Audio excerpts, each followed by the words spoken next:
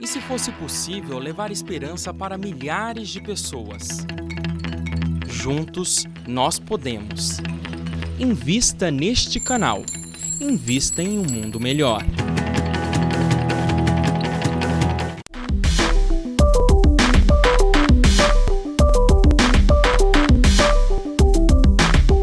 Novamente no ar, estamos aqui estudando o Evangelho, falando sobre as instruções, que tem a ver o que pode acontecer se eu não sigo direito as instruções. Como se fosse um acidente usando um martelo que eu não sei segurar direito. Eu vou martelar o dedo, eu não vou conseguir martelar o que eu quero quebrar, né? Vamos dizer assim, com o martelo ou pregar, né? Vamos dizer assim. Então, se a gente for ver aqui no capítulo 17, a próxima instrução é sede perfeitos. O que pode acontecer com você sendo perfeito? Duas coisas, né? Ou você vai se tornar perfeccionista, ou você vai se tornar relaxado, né? Dane-se, deixa como está para ver como é que fica, né? Aí você então pode causar duas coisas no seu corpo: as fibromialgias e as artrites e artroses, que vem exatamente de você estar sempre tenso, né? Querendo ser perfeito, você fica aí meio rígido, e isso faz com que você possa ter esse tipo de dificuldades na ausência de usar essa possibilidade de fazer cada vez melhor, cada vez mais bem feito aquilo que você está fazendo, que é o ser de perfeito. Fazer melhor do teu jeito, do teu nível, não é ser de perfeito querendo ser divino. Porque eu falei, são dois exageros. Querer ser perfeito que nem Deus, que é o perfeccionismo, e não querer ser perfeito, faz de qualquer jeito, também vai ter problemas, ok? Na parte psicológica é a indisciplina, né? A falta de boa vontade de fazer as coisas bem feitas é a indisciplina, né? Eu não consigo me organizar nas coisas que eu preciso fazer. Isso aqui é indisciplina. Porque disciplina não é seguir regras, né? Seguir regras é fácil, né? Agora, a disciplina é mais difícil. E o social, né? Que é a desorganização, né? O que vai acontecer com o não sendo perfeito? Você vai estar desorganizado, que é uma consequência da indisciplina, né? E, por conseguinte, o que acontece com o lado espiritual é a insubordinação, né? O que significa isso? Não quero ninguém mandando em mim. Imagina quando você chega a alguém, você vê tá tudo espalhado, alguém começa a falar para você organizar. Você não quer, né? Se você não quer usar o seu instrumento de maneira melhor ou adequada, você vai usar de qualquer maneira e não quer ninguém pegando no seu pé. Então isso é insubordinação. Normalmente você acaba virando o quê? Do ponto de vista espírita, né? Um espírito encarnado ou desencarnado errático, né?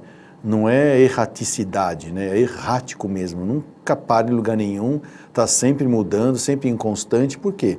Porque, na realidade, para você ter um mínimo de constância nas coisas, você tem que ter disciplina, organização, tem que ser subordinado a certas coisas que acontecem no dia a dia. Quem não quer nada disso tem que ficar errático.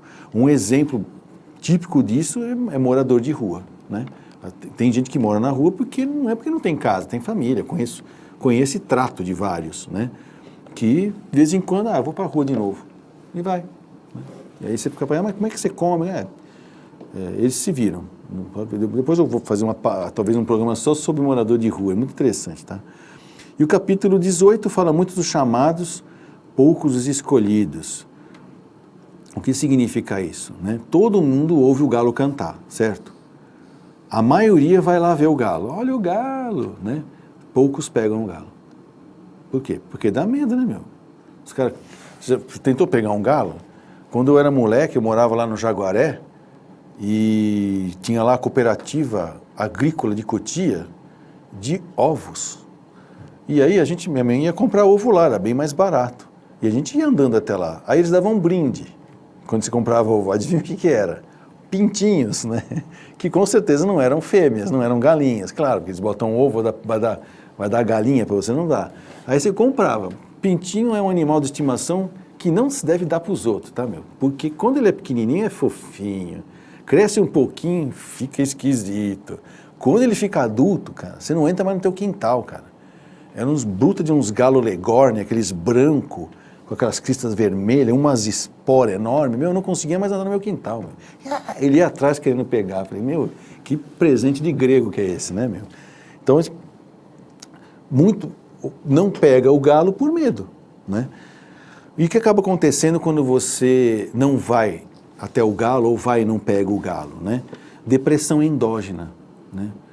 quando você pode nascer com lesão cerebral que causa depressão, não é questão psicológica não, tá? E pode ter doenças psiquiátricas mais graves, do tipo esquizoafetivo, em função do quê?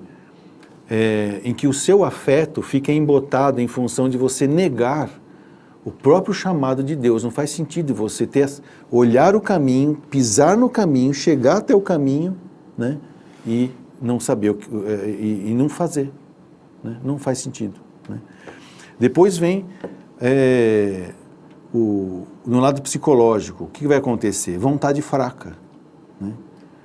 O que é uma vontade fraca? Que é o que a gente vê muitas das pessoas que têm depressão, ela fala, eu não tenho vontade de nada, eu só queria ficar deitado na cama, parece cansaço, mas não é, porque eu descanso e não melhora. Então, qual é o sentido da sua vida, né? Se eu renunciei ao galo, se eu fui chamado e não quis ser escolhido, né, a tua vontade vai ficar fraca mesmo, porque não tem outra coisa que pode mobilizar a nossa vontade do que servir a Deus, né? O social, o que vai acaba acontecendo? Vai ser pouco perseverante e acomodado. Claro, é uma sequência natural da vontade fraca. Então, são aquelas pessoas que não vão até o fim, né? Começa, não termina, né? Tem uma tendência a ficar dependendo de coisas, de pessoas, de lugares para se manter bem, né? Acaba ficando, como é que chama isso? Abusando de alguém, né? Para poder viver. Okay? Na parte espiritual, o que é uma pessoa que é chamada e que não vai, e portanto não é escolhida? É uma pessoa descrente, tá? Ela não acredita em nada, né? Ela quer ter certeza da certeza e não consegue ter isso porque ela não se entrega, não vai, não faz, não toma a atitude dos chamados para ser escolhido. E que espírito é esse? É um espírito que provavelmente ainda está inconsciente. O que significa isso? Ouviu o galo cantar, achou bonito, legal, nossa, que galo bacana, mas para quê? Está inconsciente. Então, a gente também tem que ter misericórdia, né? Como já vimos lá nos instrumentos, a gente tem que ter misericórdia, não tem que ficar enchendo os pacová das pessoas que estão inconscientes, não.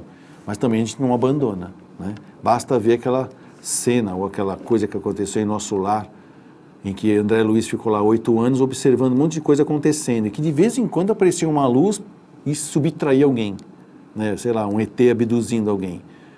Por quê? Porque as pessoas não estão lá largadas e abandonadas, elas estão ligadas e sintonizadas com o plano espiritual superior. Assim que elas se voltam para eles é que é possível ajudá-las. Mas elas estão lá, tuteladas no umbral, né? Cuidadas no umbral, protegidas no umbral, né? Então, essas instruções do tipo assim, faça bem feito, que é o capítulo 17, aquilo que lhe é possível, tá? E por fazer bem feito, você vai ser chamado, certo?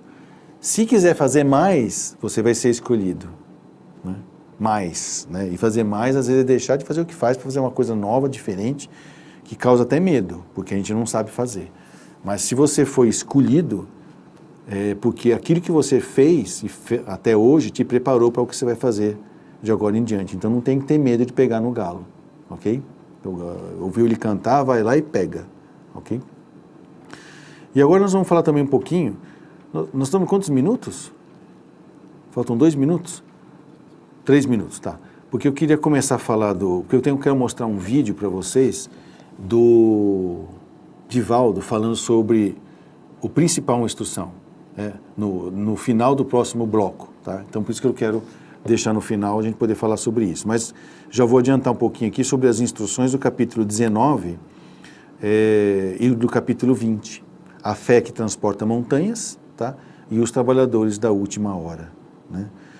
Então, quando você faz uma palestra sobre fé, tem várias coisas para falar sobre ela, né? O que é fé, o que é fé humana, o que é fé divina, o que é a fé que transporta a montanha, o que é a fé que me leva até as montanhas, né?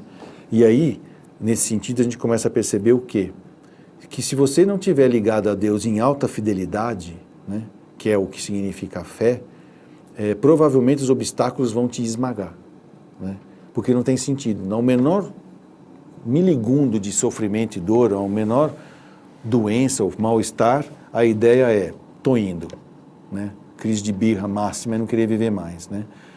E depois os trabalhadores da última hora, porque muitas vezes a gente fala assim, por quê o cara que chegou 2 horas antes de terminar o expediente vai ganhar o mesmo salário que eu, né? Porque quando ele chegou com a mesma boa vontade que você chegou no começo do dia, certo? E é isso que Deus quer, né? Que você chegue a Ele com esta boa vontade, com esta fé. Então, eu posso demorar 200 anos para desenvolver a fé, ou 2 dias, mas quando eu chegar lá, eu vou chegar no mesmo lugar que o cara que levou 200 anos para isso. Por isso que recebe o mesmo salário, né? Não é material, é o estado de espírito. Não importa o tempo que você levar, você vai chegar no mesmo lugar.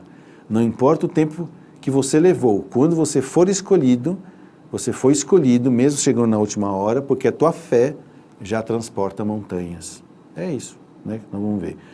Está terminando isso, então?